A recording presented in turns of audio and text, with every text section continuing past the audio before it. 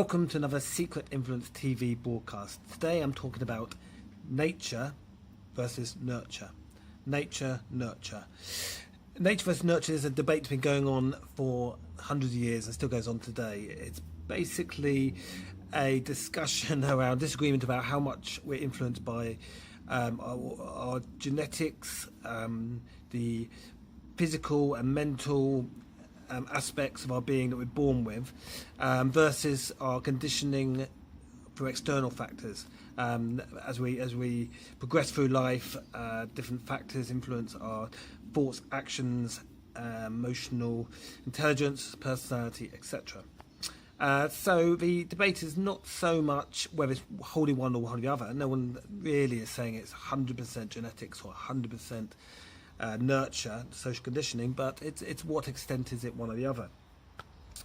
So nature, like I say, is what we're born with, internal, with more of genetics, and nurture can be anything from the environment to external factors. So from the moment we're born, it's our family, our friends, our nursery, our school, and education, and the work we have, a job, our career, our colleagues at work. It's where we live, our social status, our class, our financial situation, politics, culture, religion. There's a lot of different things that affect us as we grow up. And in addition to that, obviously, there's all the advertising, marketing, media messages we get.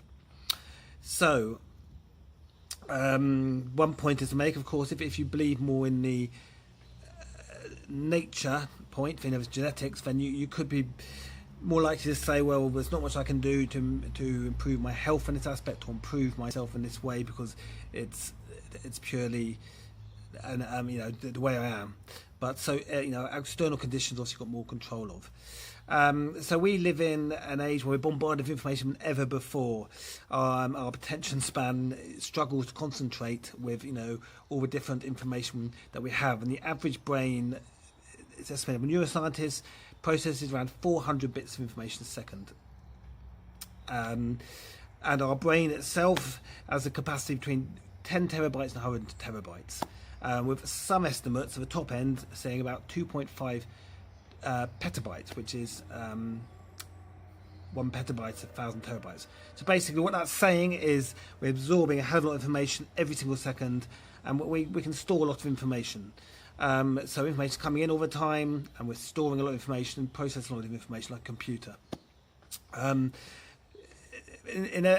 Obviously, as a society, all over the world, particularly in the West, the amount of people owning smartphones and using smartphones is going up. Internet use is going up. People are shopping more and using them for more for entertainment than ever before. We spend more of our time online for workshop entertainment than ever before. And Ofcom, in the UK, says that the average adult spends around 24 hours a week online, which is quite a lot. There's an estimated 800 social media platforms worldwide, and of course that number's increasing all the time. And all those platforms are vying for attention, trying to gauge with us, trying to communicate to us, trying to give us information, trying to get us to a certain call of action, whether that's to buy something, sign up for something, follow something, like something. So everyone's vying for our attention, and I mean, one of the ways that people are trying to immerse information is obviously people or companies, brands are offering a service or trying to get a message across, whether this is a business trying to make money or whether it's something political. And they become increasingly sophisticated in a way that it's happening with more and more automation, things happening automatic, through incredibly clever software that's been developed, but also things like retargeting. So you look at a website once and then you're followed with adverts for the product of that website again and again wherever you're online. Also artificial intelligence, so understanding customer profiles and behavior, incredibly sophisticated down to everything about them. But like Facebook, for example, you can profile people and do a Facebook ad on where they live, their age, their job, their social life, whether they're married, and their hobbies, their interests. It's incredible. That's social profiling.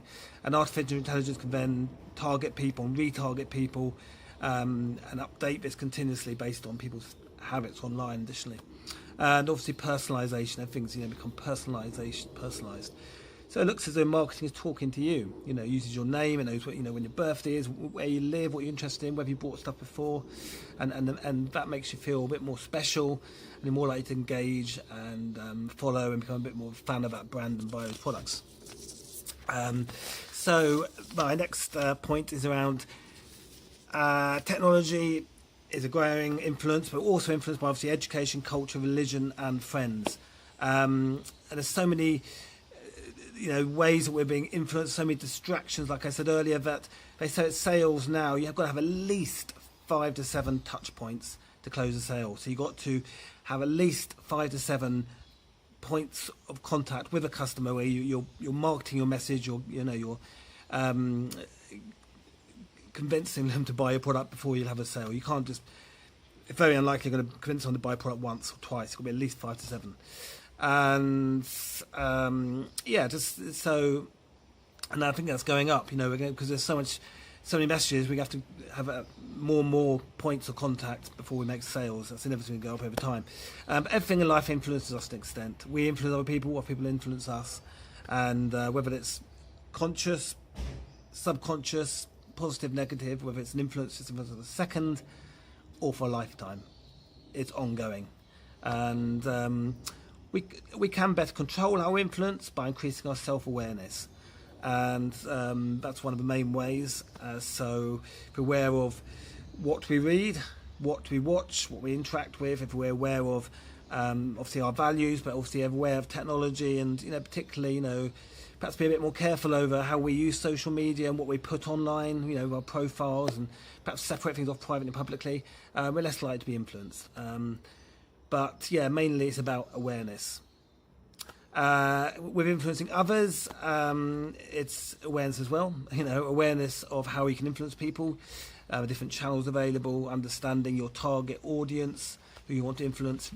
Really exactly down. Know your customer profile. What exactly do they look at? Like I talked about earlier, Facebook.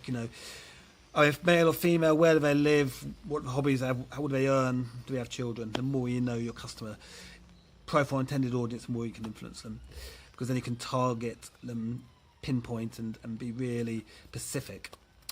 So with influencing others in this world of influences everywhere, so there's 4 points that I think are so important. I've got down to acronym USRA, and that basically means understand your audience. It's so key. You're not going to be able to influence anyone if you don't know who you want to influence. And it never works with marketing, to appeal to everyone. Appeal to everyone, you'll reach no one, you'll influence no one. It's so important to better have a niche than trying to appeal to everyone. But who are you trying to talk to? Whether it's one person or 1 million people, there's always a segment, and they're always differentiated by some way. So understand your audience. That's you. What's their values? What's their motivation? How can you connect with them? Clarity, C is the second one, to always be clear in your message.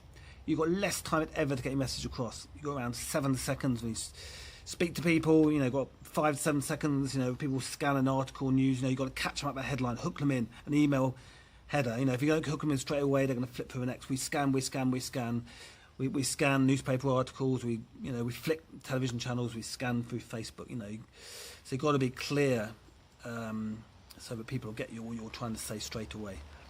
Stand out. So next one, repetition R. Saying earlier about these sales points, need at least 5 to 7.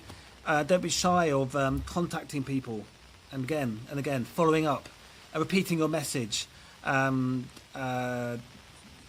confident in what you say. Don't be shy.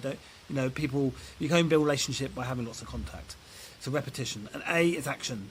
Always include a call to action message.